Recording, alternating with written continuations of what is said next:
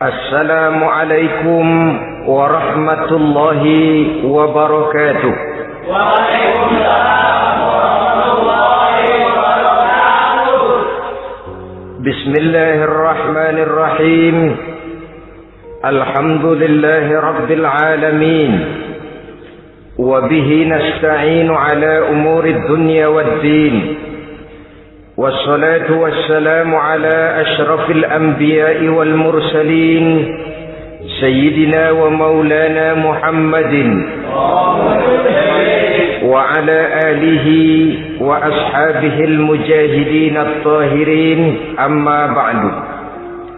Saudara-saudara kaum muslimin rahimakumullah, di dalam surah Al-Ankabut ayat 2 Allah subhanahu wa ta'ala memberikan peringatan. Ahasiban nasu ayyutraku ayyakulu amanna wahum la yuftanun. Adakah manusia menyangka bahwa mereka akan dibiarkan saja mengucapkan amanna, dibiarkan saja mengatakan kami beriman kepada Allah, wahum la yuftanun, padahal mereka belum diuji lebih dahulu. Ini berarti apabila seseorang sudah berani mengatakan amanna, kami beriman kepada Allah, maka hendaklah ia bersiap-siap untuk menghadapi ujian. Setelah ujian datang, barulah akan nampak nyata kadar dan kualitas keimanan yang dimiliki oleh seseorang. Timbul pertanyaan, mengapa orang yang beriman yang justru diuji oleh Allah Subhanahu wa ta'ala? Logikanya tentu ringan saja, bahwa yang mengikuti ulangan di sekolah tentu adalah anak-anak sekolah. Kalau tidak sekolah, tentu saja tidak perlu ikut ulangan. Makin tinggi kelasnya, makin berat soal ulangan yang diberikan kepadanya. Demikianlah dalam kehidupan beragama. Justru yang beriman, yang mendapat ujian dari Allah Subhanahu wa ta'ala, semakin tinggi nilai kualitas keimanannya, akan semakin berat ujian dan cobaan yang diberikan kepadanya. Nabi kita Muhammad sallallahu alaihi wasallam pernah pula memperingatkan. Beliau bersabda, "Inna asyaddal bala'i al-anbiya, thumma al-awliya, thumma al-ulama, thumma al-amsal fal-amsal, ubtuliyan nasu ala hasabi dinih." Sesungguhnya ujian yang paling berat adalah yang telah diberikan Allah kepada para nabi-nabi. Di bawah itu adalah para aulia, kemudian para ulama, bertahap ke bawah dan ke bawah, diuji setiap orang menurut keteguhan dan kekuatannya berpegang kepada agamanya. Jadi semakin teguh kita berpegang kepada ajaran agama, semakin dekat kita dengan aturan-aturan agama, semakin berat ujian dan cobaan yang datang menimpa kehidupan ini. Maka persoalan inilah yang akan kita bicarakan pada pertemuan kali ini, tentang cobaan-cobaan yang datang menimpa kehidupan kita. Pokok persoalannya adalah surah Al-Baqarah ayat 155. Allah Subhanahu wa ta'ala menjelaskan jenis-jenis ujian yang diberikan kepada kita orang-orang yang beriman. Dalam Al-Baqarah 155 itu Allah Subhanahu wa ta'ala menjelaskan, وَلَنَبْلُوَنَّكُمْ بِشَيْءٍ مِّنَ الْخَوْفِ وَالْجُوعِ وَنَقْصٍ مِّنَ الْأَمْوَالِ وَالْأَنفُسِ وَالثَّمَرَاتِ وَبَشِّرِ الصَّابِرِينَ الذين إذا أصابتهم مصيبة قالوا إنا لله وإنا إليه راجعون ولنبلونكم بشيء من الخوف. Dan tentu dan pasti, kata Allah, kami akan menguji kamu sekalian, kami akan mencoba kamu sekalian dengan sebagian kecil dari rasa takut, walju', rasa lapar, wa naqsim minal amwal wal anfusi was samarat, kekurangan harta, jiwa dan buah-buahan. Ada 5 macam jenis ujian yang dijelaskan di dalam Al-Baqarah 155 ini. Yang pertama, walanabluwannakum bisyai'im minal khauf. Kami uji, kami coba kamu dengan sebagian kecil daripada rasa takut. Setiap manusia terlahir dengan membawa 2 sifat. Yang kontroversil, akan disebut apa seseorang bergantung kepada sifat mana yang lebih menonjol di dalam dirinya. Tiap orang punya rasa berani, tiap orang punya rasa takut. Kalau beraninya lebih besar daripada takutnya, ia dinamakan pemberani. Tapi kalau takutnya yang lebih besar daripada beraninya, ia dinamakan penakut. Tapi yang jelas 2 sifat kontroversial ini memang ada dalam diri manusia. Akan diuji kamu sekalian dengan sebagian kecil daripada rasa takut. Takut yang kadang-kadang tidak beralasan. Yang kaya takut jatuh miskin, yang punya jabatan takut kehilangan kedudukan dan pengaruhnya, dan pada akhirnya yang hidup pun menjadi takut mati. Sesuatu yang sungguh tidak beralasan dan menimbulkan kegelisahan di dalam kehidupan. Mari kita lihat dampak yang ditimbulkan oleh rasa takut ini. Ada orang kaya yang takut jatuh miskin. Akibat rasa takutnya ini, pertama, ia menumpuk-numpuk harta sebisa-bisanya dengan menghalalkan segala macam cara. Tidak peduli halal haram, tidak ngerti hak batil, tidak tahu hak dan pantas dan ma'ruf munkar atau tercela. Yang penting ia bisa menumpuk-numpuk harta, menimbun-nimbunnya. Tidak hanya cukup untuk dirinya sendiri, kalau perlu anaknya sudah dipersiapkan untuk jadi orang kaya, cucunya disiapkan jadi orang kaya, anak cucunya, cucu-cucunya, seluruhnya. Dia takut jatuh miskin. Kemudian akibat dari rasa takut ini, ia pun terjebak ke dalam penyakit bakhil bin pelit alias kikir. Tidak sedikit pun tergerak hatinya untuk memberikan bantuan dan pertolongan kepada mereka yang memang memerlukannya. Termasuklah ia ke dalam apa yang diingatkan Allah, allazi jama'a malan wa addadahu yahsabu anna malahu akhlada. Orang-orang yang menumpuk-numpuk harta kemudian menghitung-hitungnya. Dia menyangka bahwa hartanya akan dapat mengekalkan kehidupannya di dunia ini. Dia menyangka hartanya akan dapat mengekalkan kebahagiaannya di dalam kehidupan ini. Maka kerjanya hanya menumpuk dan menumpuk, dan dia sangat takut untuk jatuh miskin. Saudara-saudara kaum muslimin rahimakumullah. Lalu yang kebetulan punya jabatan takut kehilangan kedudukan dan pengaruhnya. Maka ia akan melakukan segala cara dan jalan untuk menjaga keamanan dan ketenangan dari jabatan yang sedang didudukinya. Hilang kesadaran bahwa jabatan adalah amanah. Hilang pengertian bahwa kedudukan adalah alat untuk berbuat baik dan mengabdi kepada sesamanya. Yang ada pikirannya hanyalah bagaimana menjaga kedudukan dan pengaruhnya agar tetap ada dalam dirinya. Segala cara pun dilakukan dan kadang-kadang ia kehilangan kontrolnya. Kemudian pada akhirnya manusia pun dilanda oleh perasaan takut mati. Sungguh sangat tidak beralasan sama sekali. Karena mati adalah kewajiban dari semua yang bernama hidup. Dan Nabi mengingatkan, al-mautu babun fa kullun nasi dakhilu. Mati adalah merupakan satu pintu yang setiap orang akan masuk ke dalam pintu itu. Bahkan mati sesungguhnya bisa merupakan nasihat di dalam kehidupan kita. Beliau bersabda, taraktu fikum nasihataini, natiqan wa samitan. Aku tinggalkan kepada kamu 2 macam nasihat. Pertama, nasihat yang pandai bicara, dan yang kedua, nasihat yang diam saja. Sahabat bertanya, nasihat yang pandai bicara itu apa ya Rasul? Beliau menjawab, Al-Quran. Kalau nasihat yang diam saja apa ya Rasul? Beliau menjawab, mau.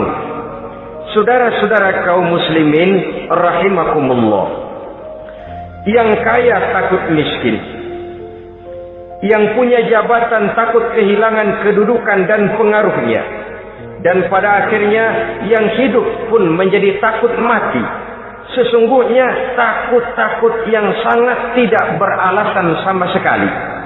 Jika orang kaya takut jatuh miskin, untuk itu kemudian dia menghalalkan segala macam cara untuk menumpuk kekayaan yang tidak akan habis dimakan selama 7 turunan, kemudian diiringi dengan sifat bakhil, sifat tertutup, sifat berpangku tangan melihat kesulitan dan penderitaan orang lain, maka sesungguhnya dia tidak merasa bahwa harta merupakan titipan dari Allah Subhanahu wa taala, bahwa ia merupakan alat dan bukan merupakan tujuan di dalam kehidupan ini. Takut miskin adalah satu penyakit yang mengakibatkan orang lupa diri dan lupa daratan. Takut kehilangan kedudukan dan pengaruh juga adalah penyakit yang menyebabkan orang menghalalkan segala macam cara untuk menjaga kedudukan dan jabatannya. Dan takut mati juga sebenarnya sesuatu yang tidak beralasan, sebab siapa yang berani hidup harus berani pula menghadapi mati. Yang takut mati tidak usah hidup saja, karena mati adalah kewajiban bagi semua orang-orang yang hidup. Oleh karenanya, rasa takut yang tidak beralasan sesungguhnya merupakan ujian untuk menguji nilai-nilai keimanan yang ada di dalam diri kita. Orang kaya diuji dengan hartanya, pejabat diuji dengan kedudukan dan pengaruhnya, manusia hidup diuji dengan akan datangnya mati yang menjemput kehidupannya. Menghadapi ujian-ujian semacam ini, maka marilah kita menyadari, yang kaya tidak perlu takut miskin. Dari Allah harta itu datang, kepada Allah harta itu akan kembali.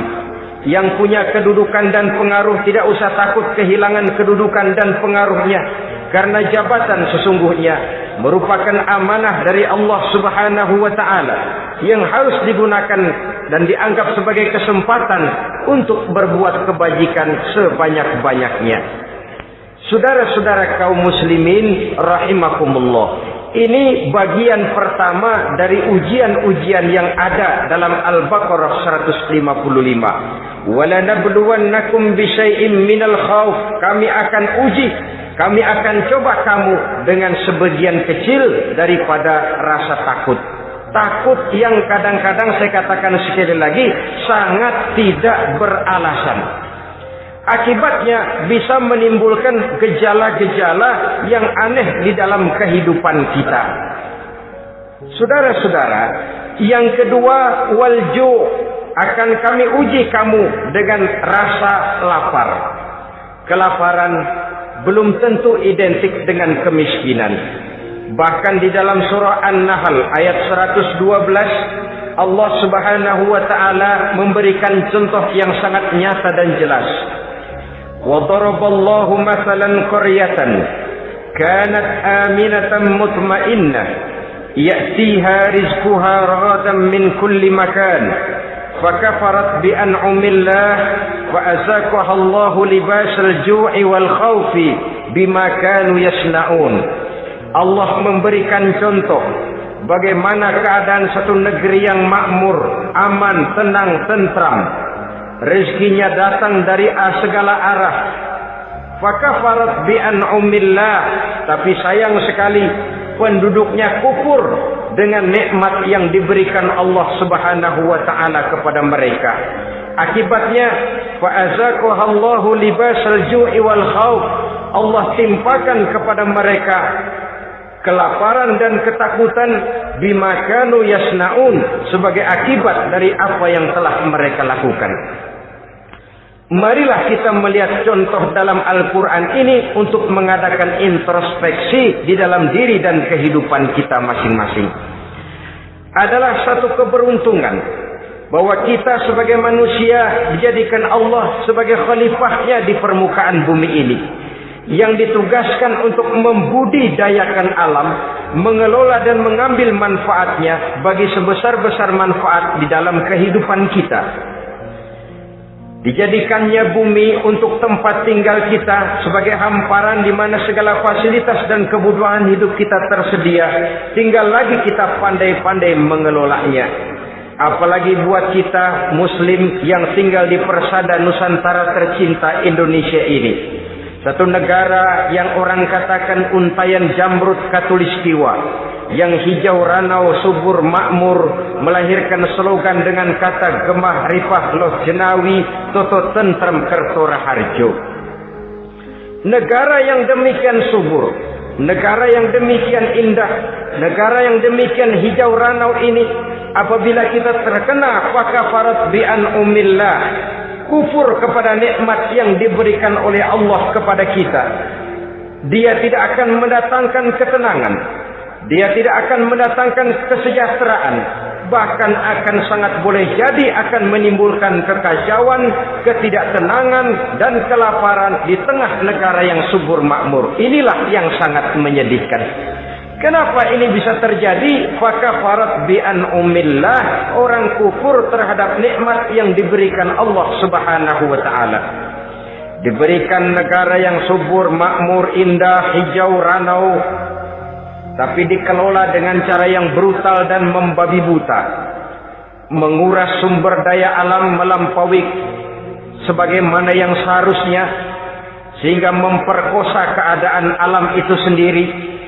Hutan dan belukar yang ditebangi secara liar dan sembarangan akan melahirkan gurun-gurun pasir yang gersang dan tandus. Sehingga dengan demikian maka akan mengakibatkan malapetaka bagi kehidupan manusia itu sendiri. Begitu juga percobaan-percobaan ilmu pengetahuan yang mengundang dan mengandung reaktor-reaktor nuklir akan memberikan luka kepada alam itu sendiri yang mengakibatkan akan kembali kerugian kepada makhluk bernama manusia. Saudara-saudara kaum muslimin rahimakumullah. Jadi dengan demikian, di dalam satu negara yang subur, hijau, ranau dan makmur, bisa saja terjadi kelaparan apabila kita ingkar, tidak mau bersyukur terhadap nikmat yang diberikan Allah kepada kita. Kita kelola alam ini seenak perut kita saja dengan tidak memikirkan akibatnya di kelak kemudian hari nanti. Kita ambil satu contoh. Orang-orang tua kita dulu pada umur 60 tahun, 70 tahun, kalau dia menanam kelapa, orang lalu bertanya, kakek nanam kelapa untuk siapa nanti? Apa jawabannya? Untuk anak cucu saya. Umur 60 tahun atau umur 70 tahun, ia masih menanam pohon kelapa. Untuk apa katanya? Untuk anak cucu saya di belakang kemudian hari nanti. Orang yang bisa menanamkan sesuatu untuk generasi yang akan datang, itulah orang tua yang bijaksana. Tapi orang yang menanam sesuatu hanya untuk kepentingan dirinya sendiri saja, maka itulah orang yang hanya mementingkan diri sendiri atau orang egois. Tapi lebih celaka lagi, orang yang mau melakukan sesuatu yang akan meninggalkan akibat bagi generasi yang akan datang, akibat yang tidak baik, itulah orang yang aniaya, orang yang zalim di dalam kehidupan kita. Bumi, tempat di mana kita manusia tinggal, bukan satu wujud yang tanpa batas. Pernahkah kita membayangkan cuma satu bumi untuk dihuni oleh 5 miliar lebih dari makhluk bernama manusia, yang kadang-kadang pertumbuhan sarana untuk menunjang kehidupan tidak sepesat pertumbuhan jumlah makhluk bernama manusia itu sendiri. Oleh karena itu kita dituntut untuk pandai-pandai mengelola, membudidayakan alam ini dengan tetap menjaga keseimbangannya, sehingga bahaya kelaparan yang merupakan ujian di dalam kehidupan, insya Allah tidak akan kita temukan di dalam kehidupan kita. Saudara-saudara kaum muslimin rahimakumullah, ini kelaparan dalam artian sebagai satu bangsa. Bisa juga kelaparan dalam artian dalam kehidupan pribadi daripada manusia. Hidup ini, kata orang, berjalan bagaikan roda pedati. Sekali tempo naik kita ke atas, lain saat turun kita ke bawah. Ada saatnya kita jaya, ada saatnya kita pun mengalami kemunduran. Oleh karena itu, pasang surut kehidupan ini membuat orang seharusnya sadar bahwa pasang surut itu tidak harus menyebabkan pasang surutnya dia di dalam melaksanakan ibadahnya kepada Allah Subhanahu wa ta'ala. Kelaparan boleh jadi memang merupakan ujian untuk menguji nilai-nilai keimanan seseorang. Apabila dalam kondisi lapar imannya mantap, imannya teguh, imannya kuat, maka dalam kondisi di mana perutnya tidak lapar, tentu iman itu akan lebih bertambah mantap lagi.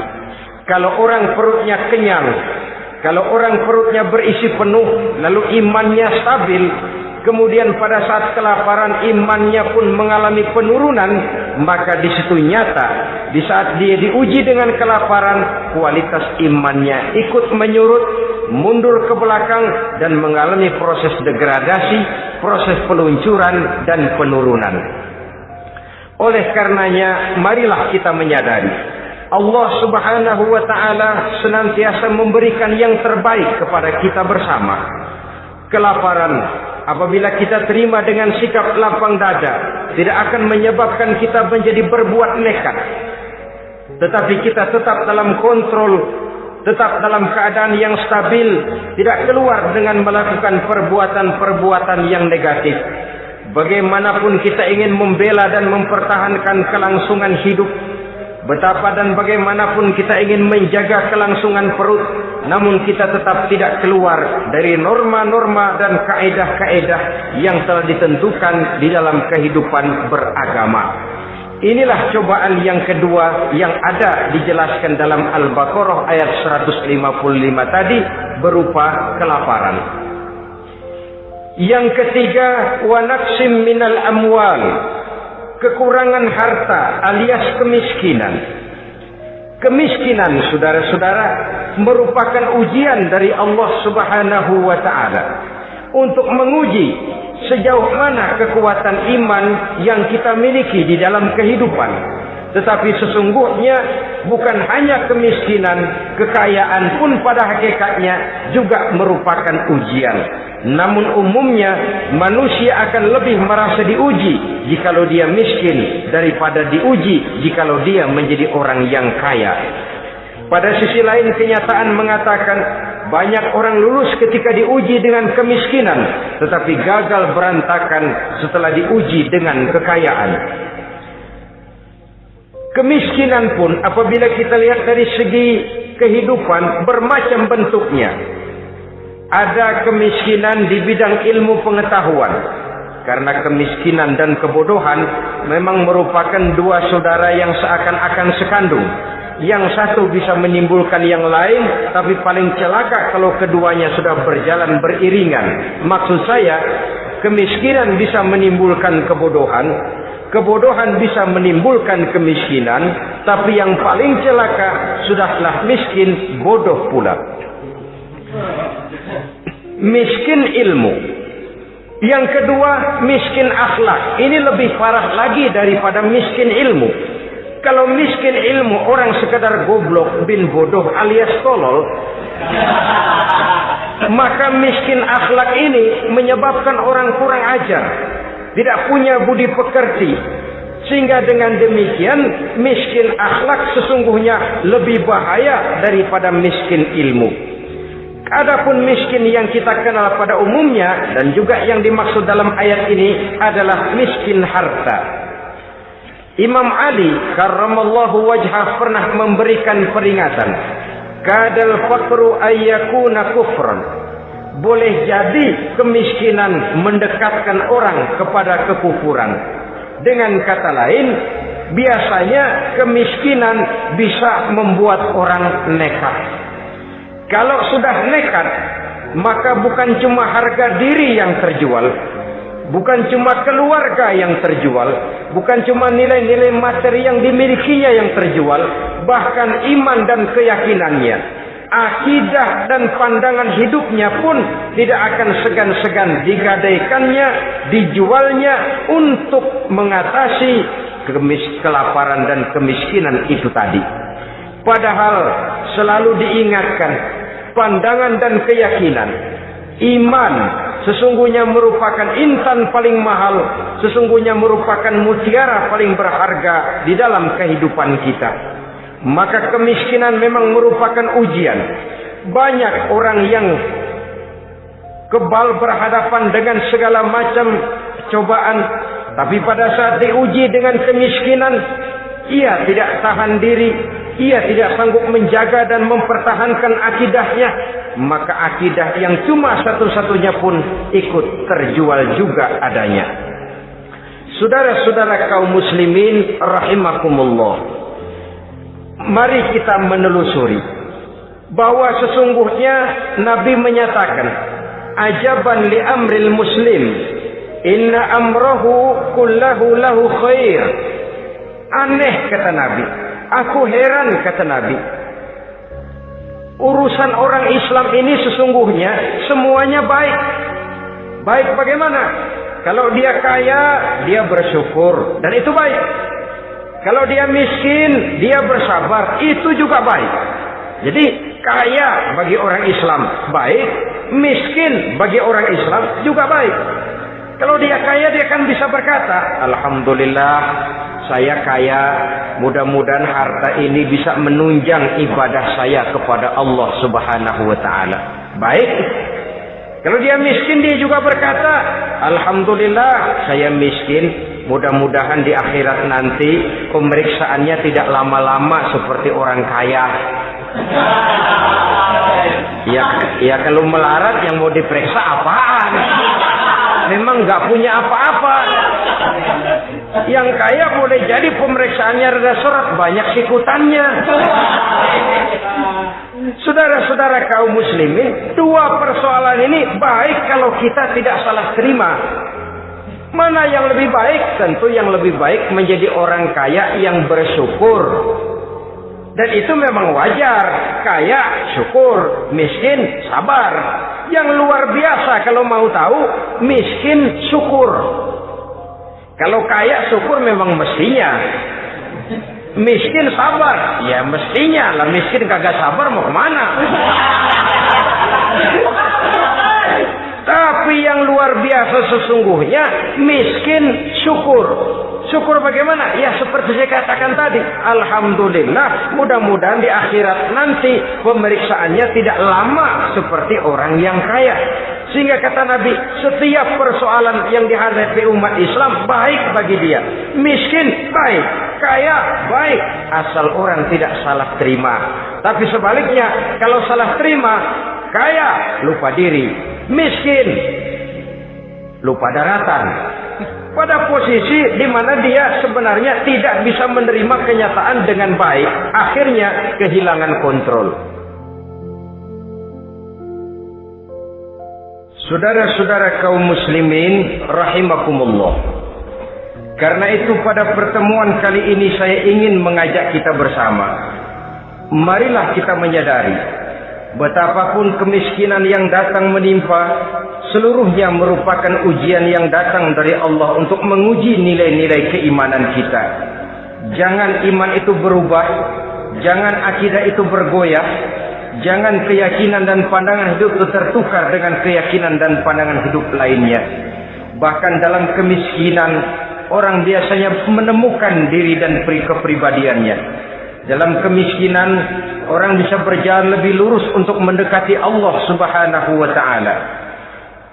Sesungguhnya kemiskinan bukan merupakan sesuatu yang harus kita takuti, apalagi kalau ia memang merupakan ujian. Kemiskinan yang merupakan ujian adalah kemiskinan yang akan berakhir dengan kebaikan.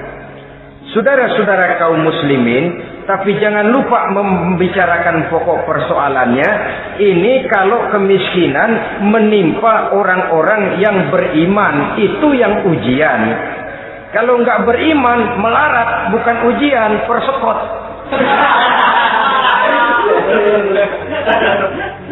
Nah, orang lalu bertanya, bertanya, Pak, kalau orang kafir kaya bagaimana? Nah, begini saudara-saudara, dalam agama itu ada yang disebut nikmat, ada yang disebut istidraj. Kalau nikmat itu hanya diberikan kepada hamba-hamba yang beriman. Kalau istidraj itu diberikan kepada siapa saja yang mau berusaha. Tidak soal dia beriman atau tidak, tidak soal dia mau bersujud atau tidak, asal dia berusaha dia dapat. Itu yang dinamakan istidraj.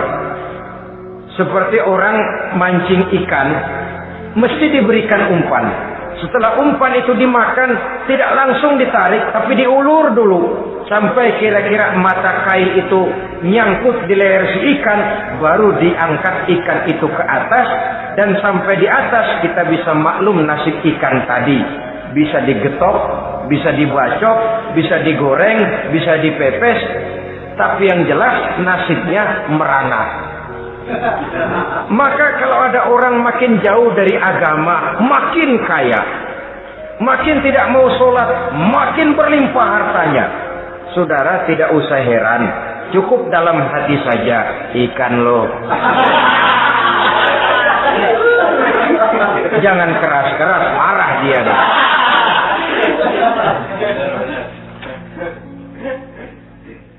Kemiskinan apabila didasari dengan sikap keimanan merupakan ujian untuk menguji kualitas keimanan seseorang.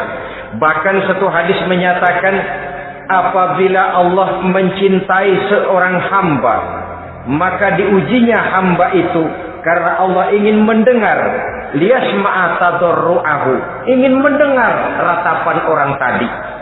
Sama juga kita, kadang-kadang karena cinta benar kepada anak kita yang mungil, suatu saat kita ingin mendengar dia nangis, kita cubit dia. Bukan karena gemes, bukan karena benci, ingin mendengar nangisnya kok indah begitu. Saudara-saudara kaum muslimin rahimakumullah. Jadi jangan sampai ada pertanyaan, saya kan sembahyang rajin banget, kenapa miskin ya? Apabila sekali lagi didasari dengan sikap keimanan, maka kemiskinan merupakan ujian.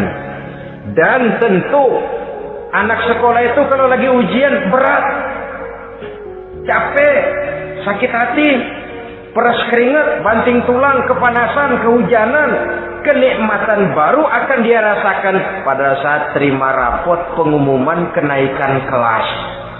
Di situ kenikmatannya terasa.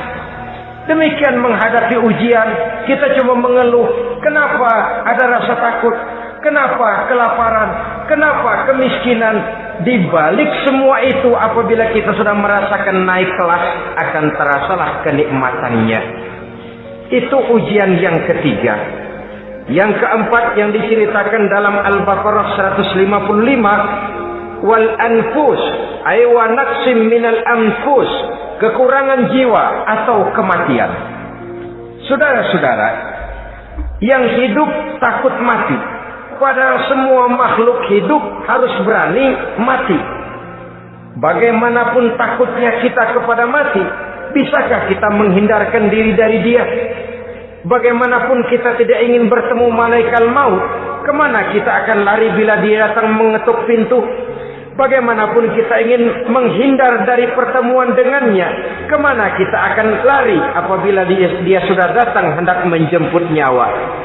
Karena itu memang ada satu prinsip yang dijelaskan oleh para ulama kita, iskariman au mut syahidan.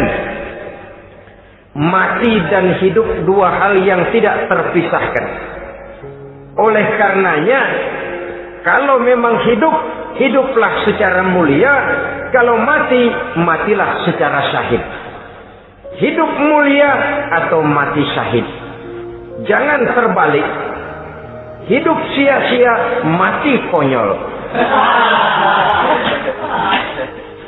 Nilai yang tidak ada artinya.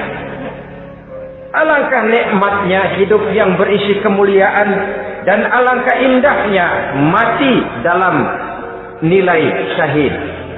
Saya ingin menyegarkan ingatan saudara-saudara kepada sikap Nabi Allah Ismail alaihi salam ketika menghadapi keputusan dari Allah Subhanahu wa taala memerintahkan Nabi Ibrahim alaihi salam untuk menyembelih leher anaknya Ismail, yang ini berarti adalah kematian. Ketika datang perintah untuk menyembelih leher Nabi Ismail, Nabi Ibrahim berkata kepada putranya, "Ya bunayya inni ara fil manami anni azbahuka fanzur maza tara." Ananda Ismail, ayah mimpi diperintah oleh Allah untuk menyembelih lehermu. Menurut pendapatmu bagaimana mimpi ini, nak? Laksanakan atau tidak usah? Saya tidak sanggup membayangkan. Anak cuma satu-satunya. Sudah lama diharapkan. Si buah hati, belahan jantung, pelanjut cerita, penerus sejarah. Ketika anak ini sedang lucu-lucunya, turun perintah untuk menyembelihnya. Ya, kalau anak kita banyak, turun perintah potong leher anakmu, mungkin kita bisa pilih yang mana yang rada bandelan nih.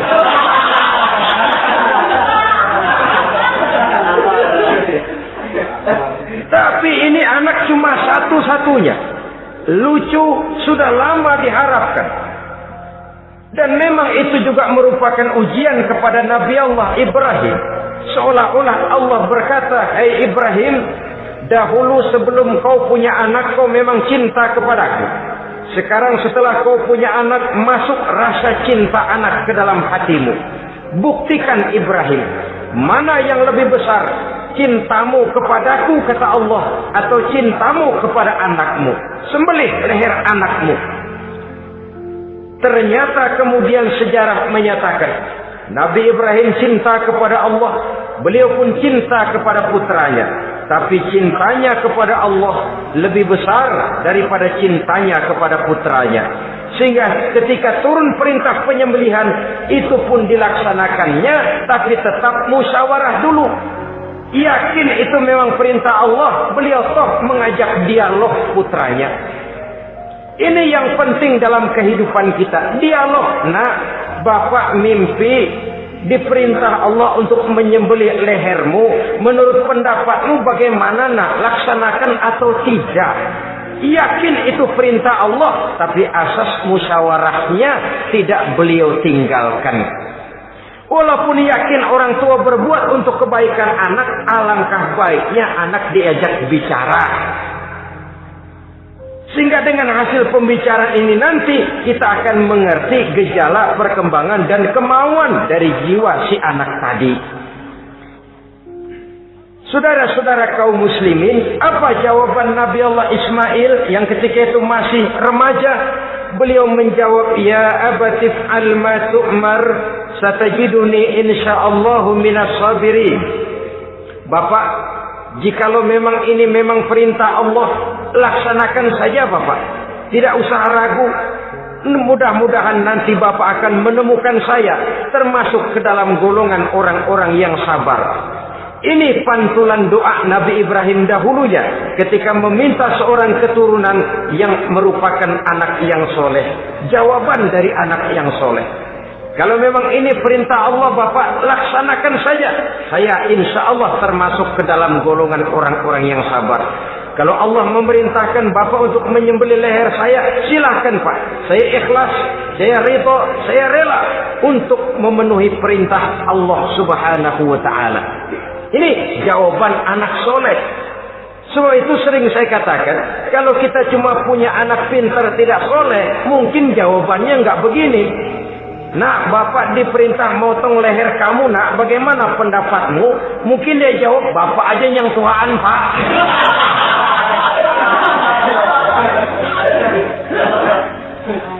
Saudara-saudara kaum muslimin rahimakumullah. Jadi prinsip ini gugur memenuhi panggilan Allah. Hidup mulia atau mati dengan syahid. Dua pilihan yang harus dua-duanya bisa kita laksanakan. Iskariman au mut syahidan. Kalau hidup, hiduplah dalam kemuliaan. Kalaupun mati, matilah sebagai syahid. Sebagai orang yang dikenang kebaikan dan kebajikannya. Sebagai orang yang dekat dan banyak berbuat untuk kepentingan agamanya. Jangan tidak tercapai kedua-duanya. Hidup tidak punya nilai, mati pun tidak punya arti. Sia-sia semuanya. Kita masih hidup, orang anggap enggak ada.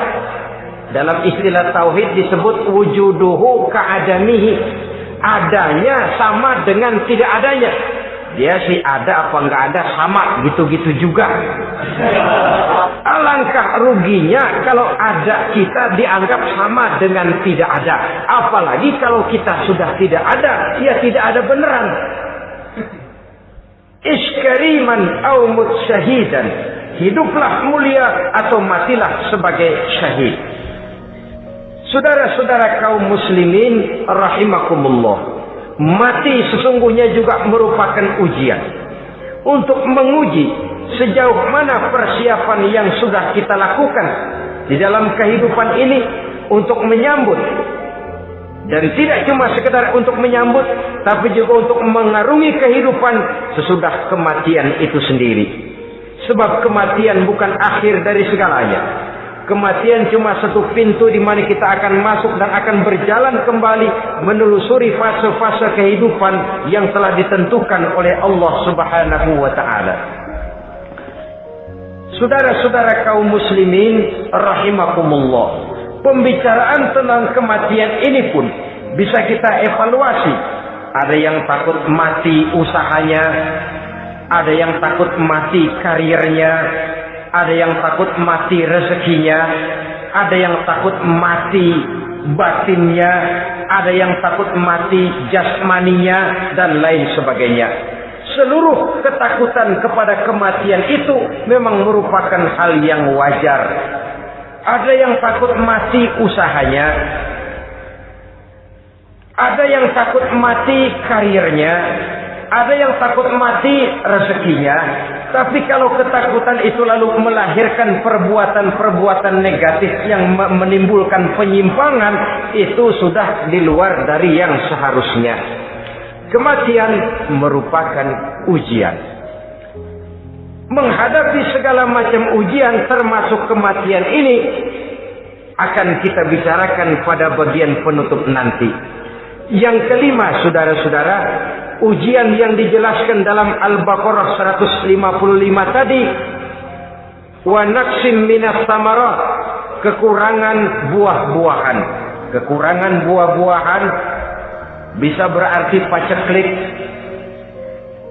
Ini juga bisa diakibatkan oleh apa yang dijelaskan dalam An-Nahl 112 tadi. Orang kufur kepada nikmat yang diberikan Allah Subhanahu wa taala.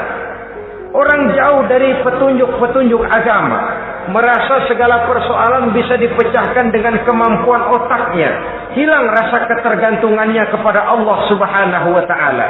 Maka usahanya bisa berakhir dengan yang tidak diharapkan. Sudah bikin target, tahun ini kita bakal panen raya besar. Tahu-tahu tikus ngamuk. Habis padi digarap oleh tikus, panen bisa gagal.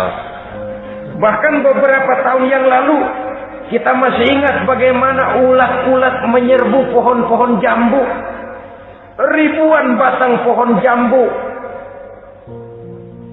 ribuan pohon-pohon jambu itu mati.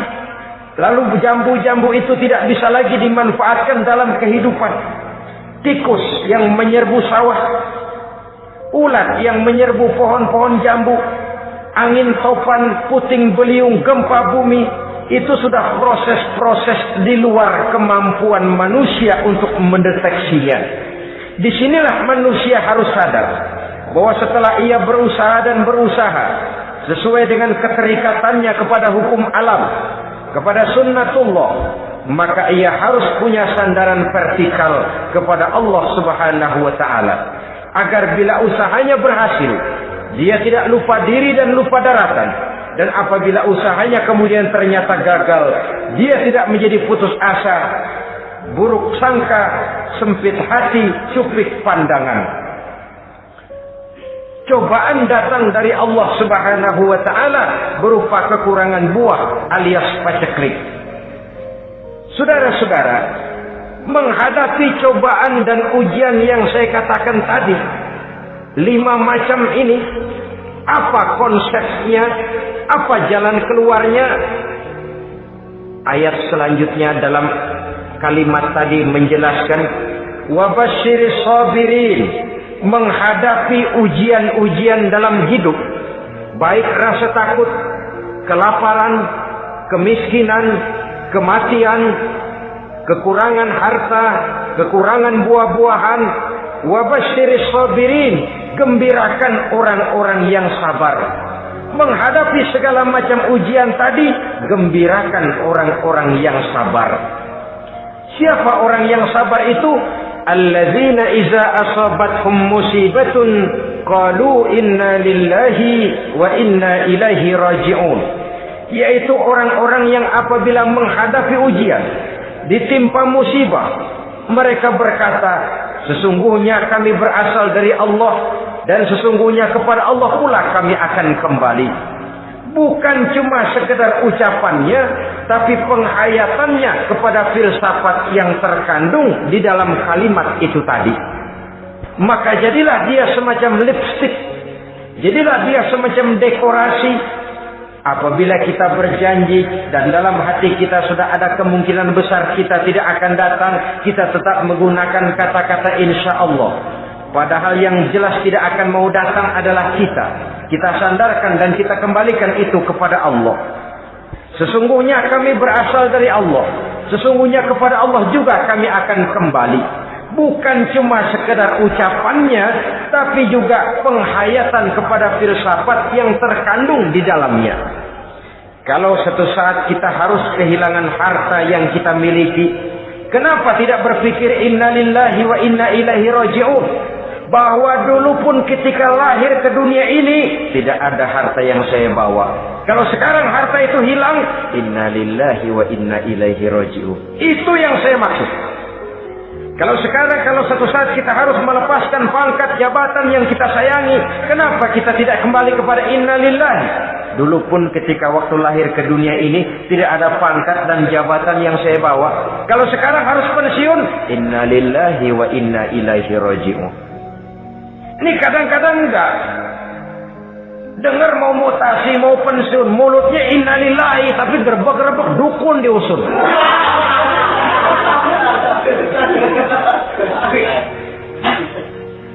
Keluarganya meninggal, mulutnya innalillahi, tapi nangisnya tetap nggak mau berhenti.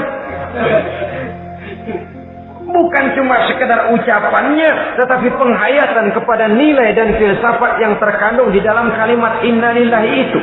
Sesungguhnya segalanya saja berasal dari Allah. Segalanya saja akan kembali kepada Allah Subhanahu wa ta'ala. Kalau ini yang kita jadikan landasan, maka sesungguhnya menghadapi berbagai ujian ini kita tidak akan salah singkap, tidak akan salah tingkah, tidak akan salah sikap.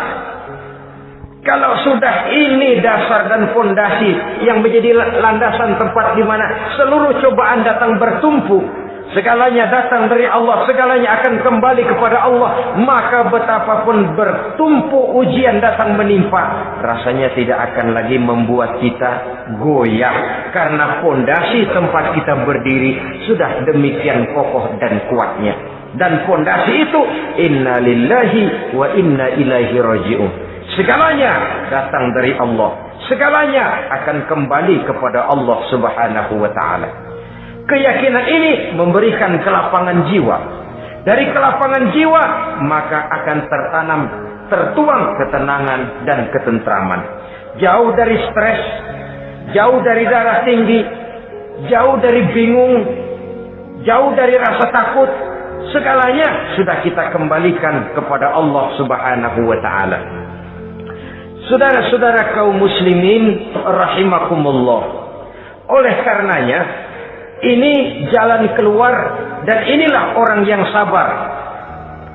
Yaitu orang yang mengembalikan segala persoalan bahwa segalanya datang dari Allah, segalanya akan kembali kepada Allah. Bukan sabar dalam pengertian kita sehari-hari. Sabar, maaf ya, dalam pengertian kita sehari-hari biasanya orang yang sabar yang gak banyak tingkah, diam, Nggak salah apa-apa, kepala dikelepak. Diam aja. Ente nggak salah apa-apa dikelepak, diem ya. Gua lagi sabar, diem loh. Rasanya ini sih, kalau sabar macam ini yang kita punya, boleh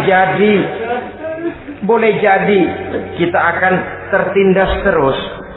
Sebab itu pada penghujung surah Al-Asr, Allah menggandengkan antara tawasau bil haq dengan tawasau bis sabr. Kebenaran dan kesabaran, dua hal yang memang tidak boleh terpisahkan satu dengan yang lain. Kalau kita benar, kita harus sabar. Kalau kita mau sabar, harus karena benar. Apabila kebenaran satu prinsip, maka kesabaran adalah satu strategi. Prinsip yang tanpa strategi bisa membuat kita tidak akan mencapai tujuan yang kita harapkan. Artinya, kebenaran tanpa kesabaran membuat kita mudah dipatahkan orang, tapi kesabaran tanpa kebenaran akan membuat kita diinjak terus oleh orang lain. Karena itu, kalau yakin kita benar, harus sabar. Kalau mau bersabar, harus karena benar. Dalam hal ini, sifat sabar yang dicontohkan oleh Rasulullah Sallallahu Alaihi Wasallam sungguh memang merupakan jadi panutan. Sepanjang persoalannya adalah persoalan pribadi, sepanjang pribadi beliau yang dihina, sepanjang pribadi beliau yang dicaci maki, beliau biasanya bisa mengendalikan diri. Tapi kalau sudah agama masalahnya, maka beliau pun tidak segan-segan mencabut pedang, maju ke medan perang. Bukan untuk memaksakan agama dan keyakinan, karena agama dan keyakinan memang tidak bisa dipaksakan, tapi untuk menjaga, membela dan mempertahankan agama dari hinaan, cemoohan dan caci maki orang lain. Yang kita lakukan sebaliknya. Kalau pribadi kita yang dihina, marahnya 17 langit. Tapi kalau sudah agama dicaci maki orang, agama dihina orang, agama diremehkan orang, biarin dah, masih banyak ustaz. Cuma masalah ustaz kah agama itu? Cuma urusan kiai kah agama itu? Tidak. Agama itu urusan setiap pribadi muslim. Ya dia jadi pengusaha, ya dia jadi pejabat, ya dia jadi seniman, ya dia jadi teknokrat, ya dia jadi ekonom, ya dia jadi pakar di berbagai bidang. Agama adalah masalah setiap kita. Kalau pribadi Nabi yang dicaci, pribadi yang dihina dan dicemoohkan orang, beliau mengendalikan diri. Tapi kalau sudah agama taruhannya, beliau tidak segan-segan cabut pedang, maju ke medan perang. Sabar tapi pada tempatnya. Sabar tidak dalam artian diam, ndelohom, ayem-ayem, nggelenggem, menunggu embun yang turun dari langit. Memang lagi lapar, sabar aja. Nggak usah makan, nanti juga waktunya Tuhan kasih kenyang-kenyang. Kalau sabar macam ini yang kita pakai, lapar terus dah. Emang giliran sakit sabar aja, nggak usah berobat, nanti juga waktunya baik, sembuh. Mati terus dah.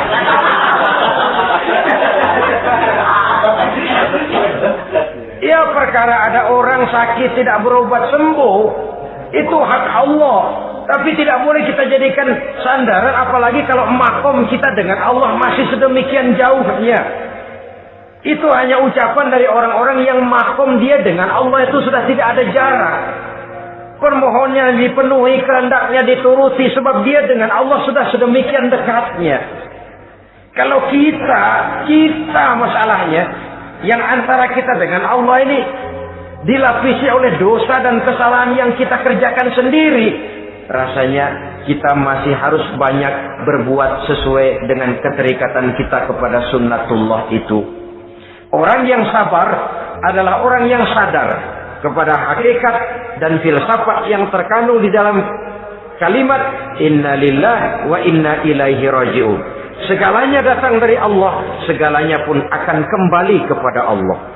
Harta yang hilang tidak membuat kita gundah, pangkat yang harus kita tanggalkan tidak membuat kita kecil hati, dan tidak akan meninggalkan medan pengabdian. Kenapa? Kita cuma menganggap itu satu titipan. Lain kalau kita anggap itu punya kita, jabatan punya kita. Nah, itu yang kita suka uangkeng. Saudara-saudara kaum muslimin, kesimpulannya, banyak cobaan-cobaan dalam hidup. Yang dibicarakan dalam Al-Baqarah 155 ini sebagian kecil dari rasa takut, kelaparan, kemiskinan, kematian, dan kekurangan buah-buahan. Menghadapi segala macam ujian tadi, kembalilah kita kepada dasar inna lillahi wa inna ilaihi raji'un.